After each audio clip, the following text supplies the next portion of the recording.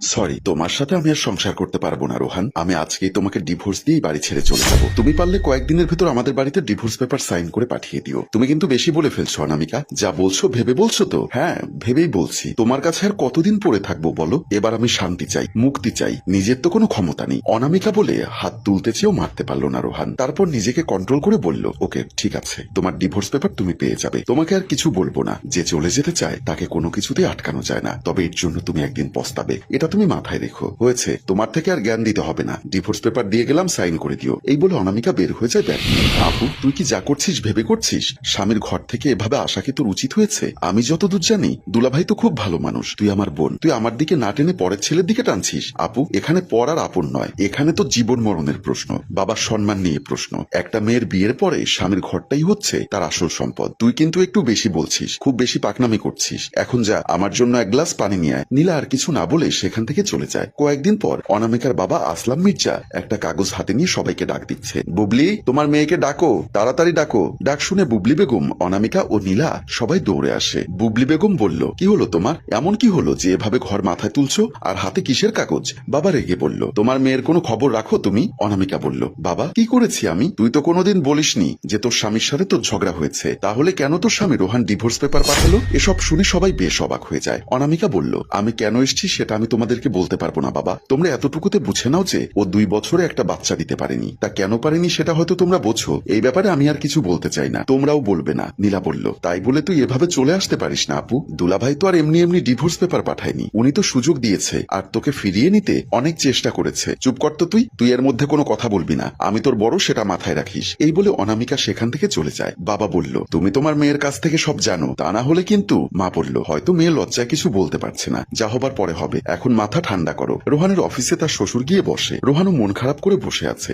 জামাই, তুমি আর কিছুদিন ধৈর্য ধরো, আমি কোন রকম বুঝিয়ে সুঝিয়ে পাঠাতে পারি কিনা দেখি। সেটা আর হবে না মনে হয় বাবা, কারণ আমি ওকে অনেকবার বুঝিয়েছি। ও আমাকে যে অপবাদ দিয়ে আমার সংসার ছেড়ে চলে গেছে তা পুরোটা মিথ্যা। আমি ডাক্তার দেখিয়েছি, তবু এসব ঘরের ব্যাপার ভেবে কাউকে কোনোদিন বলিনি। তা তো বুঝলাম, কিন্তু অনামিকা কেন এমন বলল, কেন এমন করেছে তা তো বুঝে উঠতেই পারছি না। বাচ্চা আমাদের সেই নিতে দেয়নি, আপনাদের সবাইকে বুঝিয়েছে উল্টোটা। আমি আর কি বা করতে পারি বলুন বাবা আপনি? তোমার কথা শুনে যা বুঝতে পারলাম, সবকিছুর মূলে রয়েছে আমার নিজের মেয়ে। আচ্ছা বাবা, তুমি মাথা ঠান্ডা রাখো, আমি দেখছি কি করা যায়। তুমি তোমার জায়গায় ঠিক থাকবে, বাজে কোনো চিন্তা মাথায় এনো না। ঠিক আছে বাবা, আমি তাহলে এখন আসি। এই বলে আসলাম মির্জা বের হয়ে যায় অফিস থেকে। অনামিকা অন্য একটা লোকের সাথে রেস্টুরেন্টে বসে একজনের কাঁধের উপর অন্যজনের মাথা দিয়ে হাসি খুশিতে গল্প করছে। অনামিকা বলল, এই 1 বছরে কেউ জানে না যে তোমার সাথে আমার সম্পর্ক আছে। যদি এসব কেউ দেখে ফেলে তাহলে আমরা দুজনেই শেষ। ইসলাম বাড়িতে খেতে ইচ্ছা করছে না বলে আজকে রেস্টুরেন্টে খেতে বের হচ্ছে অনামিকার স্বামী রোহান। এমন সময় চোখ পড়ে রেস্টুরেন্টের কেবিনের উপর। সে ভালো করে দেখে, তারপর দেখতে পায় তার স্ত্রী অনামিকা ও তার বোনের স্বামী ইসলাম।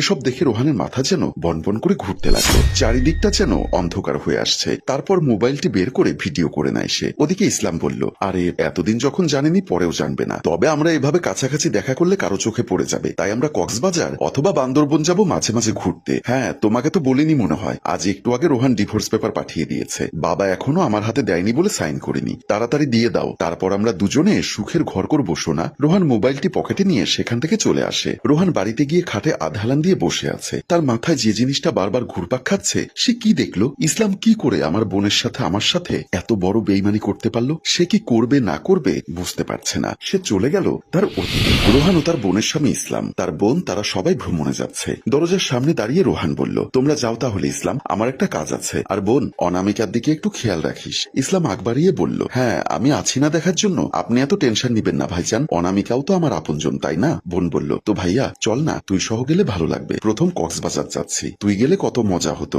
না রে, আমার অফিসে যেতেই হবে, তা না হলে পরে চাকরি নিয়ে সমস্যা হবে। অনামিকা বলল, সমস্যা নেই, দুলাভাই তো আছে আমাদের দেখাশোনা করার জন্য, তুমি টেনশন করো না। আমরা পৌঁছে তোমাকে নক দিব। আর টাকা দাও 10,000, আমার অনেক কিছু কেনার আছে। রোহান বলল, আমার কাছে তো এত টাকা নেই এখন, 1,000 দিলে হবে না? ইসলাম বলল, আপনার টাকা দিতে হবে না ভাইজান। আর ভাবি, আপনার যা কিছু কিনতে মন চায়, খেতে মন চায়, আমাকে বলবেন, আমি দিব। বোন বলল, হ্যাঁ ভাইয়া, তোর কাছে টাকা নেই যে আমি জানি, তুই চিন্তা করিস না। অনামিকা বলল, চলো এখন বের হই বলে ইসলামের হাত ধরে টেনে নিয়ে বের হয়ে গেল। রোহান দাঁড়িয়ে রইল। রোহান একটা দীর্ঘশ্বাস ফেলে, আর সে বুঝতে পারছে সেদিন থেকে ওদের মাঝে সম্পর্ক হয়েছে তা শুধু প্রিয়ার স্বামীর টাকা আর অনামিকার লোভের কারণে। যাক, আমি আর কি করব, বোনকে নিয়ে আসবো আর অনামিকাকেও মুক্ত করে দিব। যে যেমন সে তেমনটাই থাক। ভাবতেও আজ ঘৃণা হচ্ছে অনামিকার এমন নিম্ন মন দেখে। সে কত নিখুঁত ভাবে আর বদনাম বের করে চলে গেল। রোহান তার বোন বোন ও বোনের জামাই ইসলামকে নিয়ে অনামিকাদের বাড়িতে আসে আর সোফায় বসে অনামিকার বাবাকে ডাক দেয়। ডাক শুনে অনামিকার বাবা, মা ও বোন নীলা সহ সবাই আসে। তারা আসলে সবাই দাঁড়িয়ে যায়। বাবা বলল, জামাই কোনো সমস্যা হয়েছে? তোমার বোনকে নিয়ে এ সময় এ বাড়িতে? আমার ডিভোর্স পেপারটি দিন। আমি আপনার কথা রাখতে গিয়ে ধৈর্য ধরেছি, কিন্তু যা দেখেছি তা আপনি দেখলে নিজেই আপনার মেয়েকে এই বাড়ি থেকে তাড়িয়ে দিবেন। মা বলল, কি হয়েছে বলো তো বাবা, হঠাৎ তুমিও? বাবা বলল, মাথা ঠান্ডা করে বসো আগে বাবা। রোহান মোবাইলটি বের করে তার শ্বশুর শাশুড়িকে ভিডিওটি দেখায়। তারা ভিডিওটি দেখে বেশ অবাক হয়ে যায়। বাবা বলল, ছি ছি ছি, তুই আমার মেয়ে হয়ে এমন নিচু ও বাজে কাজ কেমন করে করলি? মা বলল, তাও তোর স্বামীর বোনের জামাইয়ের সাথে? অনামিকা বলল, কি বলছো বাবা, আমি কি করেছি? আমি ডিভোর্স পেপারে সাইন করে দিচ্ছি, ওকে চলে যেতে বলো। বাবা ঠাস করে থাপ্পড় দিয়ে বলল, নোংরামি করছিস তুই আর উল্টো ডিভোর্স দিচ্ছিস তুই? তারপর ভিডিওটি অনামিকাকে দেখায়। অনামিকা ভিডিওটি দেখে বেশ হতবাক। সে কি বলবে না বলবে বুঝতে পারছে না। রোহানের বোন প্রিয়া বলল, ভাইয়া চলে বাড়ি থেকে। আর হ্যাঁ, তুমি আজ থেকে আমাদের বাড়িতে আসবে না, আমিও আর উঠবো না তোমাদের বাড়িতে, তুমি তোমার নোংরামি নিয়ে থাকো। এই বলে রোহানকে টেনে দুজনে চলে যায়। নীলা বলল, তাহলে এ তো স্বামীর দোষ, তোকে বিশ্বাস করাটা। ছি আপু ছি।